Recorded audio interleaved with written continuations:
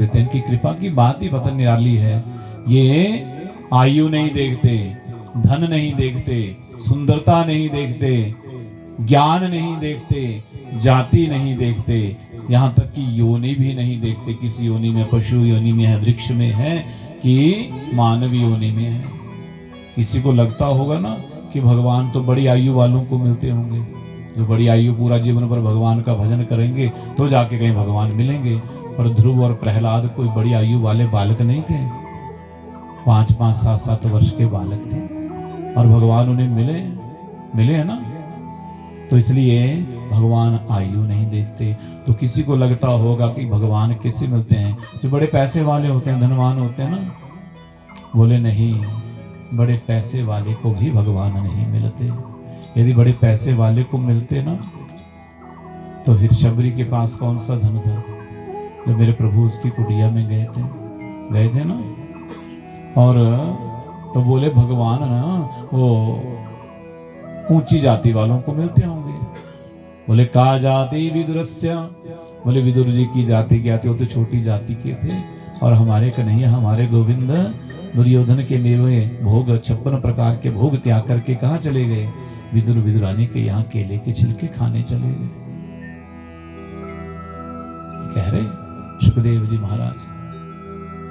और जब इस प्रकार से कहा तो देखिए सुखदेव जी से परीक्षित प्रश्न करते हैं, गुरुदेव आप बताएं भगवान मिलते किसे हैं। बोले ये तो बस जो इनको पुकार लेता है, जो इनका हो जाता है उसे मिल जाते हैं, उसे मिल जाते हैं। जो इनका हो जाता है वो महापापी क्यों ना हो उसे भी मिल जाते हैं। जो इन्हें पुकार लेता है, क्योंकि ये स्वतंत्र हैं, इनके लिए कोई नियम नहीं है, कोई बाधा नहीं है। ठीक है ना जी।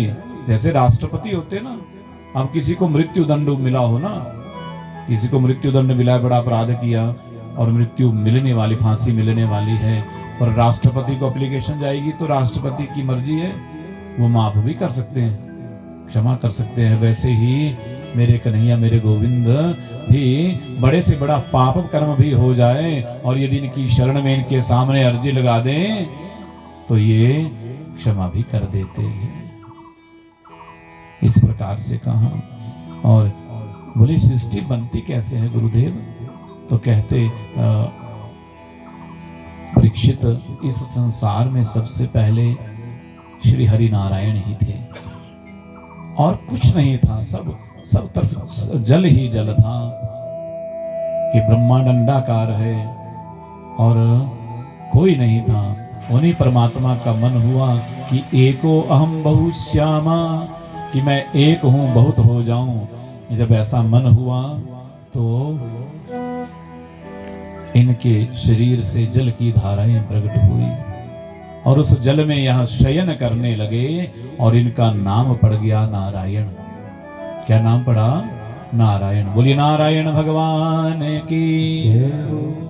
और जब यह जल में शयन करने लगे तो इनकी नाभि से एक कमल का फूल उत्पन्न हुआ और उस कमल के फूल के ऊपर ब्रह्मा जी विराजित हो गए। ब्रह्मा जी विराजित हुए। ब्रह्मा जी देखने लगे कि मैं आया कहां से, यहां तो कोई दिखाई नहीं दे रहा, कहीं कुछ दिखाई नहीं दे रहा। देखते रहे, चारों ओर मुख करके देखा, ब्रह्मा जी के 4 मुंह हो गए। विचार करने लगे मैं कहां से आया हूं। जिस कमल के फूल के ऊपर बैठे थे उसी कमल की नाल में प्रवेश कर गए। कई वर्षों तक उसी कमल की नाल में घूमते रहे लेकिन अंत नहीं मिला, कहीं भी ठा नहीं मिली। अंत तो गत्वा पुनः वापिस आए। आकाशवाणी हुई कि ब्रह्मा जी तप करो, तप करो भी। क्या कहा कि स्पर्शेषु यत षोडशम एकविंशम, तप करो। ब्रह्मा जी ने तप करना प्रारंभ किया और जब तप करना प्रारंभ किया तो मेरे गोविंद नारायण प्रकट हुए हैं और उनको देखा, उनको वंदन किया। ब्रह्मा जी से कहा प्रभु ने कि आज से आप विधाता हो, इस संसार के सृजन करता हो, बनाने वाले हो, जाओ जाकर के संसार का निर्माण करो, सृष्टि का विस्तार करो। ब्रह्मा जी कहते हे नारायण, हे हरि विष्णु। व्यक्ति छोटा सा घर भी बना लेते हैं ना तो मन में क्या होता है, अहंकार आ जाता है कि हमने तो बड़ा सुंदर घर बना लिया, 2-4 लोगों को भी दिखाएंगे, बहुत लोगों को दिखाएंगे, ये देखो ऐसा कई प्रकार का भाव रहता है। बोले महाराज छोटा घर बना के अहंकार आ जाता है, आप तो पूरी सृष्टि का मेरे ऊपर भार दे रहे हैं, तो मेरे में अहंकार आ गया। तो भगवान कहते नहीं आएगा, हम तुम्हें चतुश्लोकी भागवत प्रदान करते हैं। उन्हीं नारायण भगवान ने ब्रह्मा जी को चतुश्लोकी भागवत प्रदान की है। क्या अहमेवासमेवाग्रे नान्य यद सद सत परम पश्चादम यदेतच्च योपशिष्येत सो अस्म्यहम्। भगवान कहते हैं ब्रह्मा जी एक बात को याद रखना कि जब संसार नहीं होता तो भी मैं ही होता हूँ, जब संसार बनता है तो भी मैं ही बनता हूँ, और जब संसार में प्रलय होती है तो भी मैं ही रहता हूँ शेष। जब संसार बना तो भी मैं था, जब संसार नहीं है तो भी मैं ही हूँ। मैं भीतर और बाहर सब जगह विद्यमान रहता हूँ, जो शेष रहता है वो भी मैं ही हूँ। इस प्रकार से कहते हैं, इसलिए मैं ही इस संसार का निमित्त कारण भी हूँ, उपादान कारण भी मैं ही हूँ। भगवान कहते हैं ब्रह्मा, देखिए कैसा एक बड़ा सुंदर उदाहरण है। मकड़ी देखिए ना, मकड़ी हमने तो मकड़ी जाला बनाती है ना, बनाती है ना जाला, तो वो धागा कहाँ से लेकर के आती है? लाती है कहीं से, अपने में से निकालती है। वो अपने में से ना वो धागा निकालती है और जाला बनाती है। जैसे मकड़ी जो है ना वो अपने में से ही जाला बना करके बनाती है, वैसे भगवान कहते हैं मकड़ी में निमित्त कारण और उपादान कारण एक ही है, मकड़ी ही है।